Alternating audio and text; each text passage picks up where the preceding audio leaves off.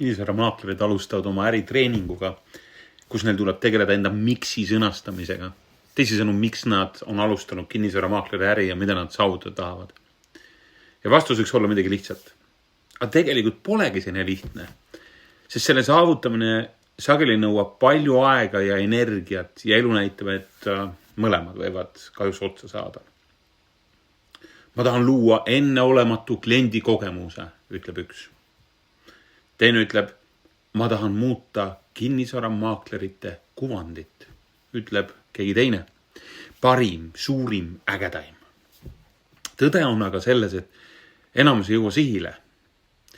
Palju kasulikum on öelda, ma olen kinnisvara müügiprofessionaal, kes toob konkurentsivõimelise tasu eest tulemuse.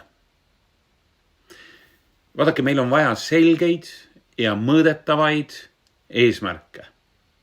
Suured sõnad ilma konkreetsete eesmärkideta mõjuvad kui valimiste aegu poliitikud.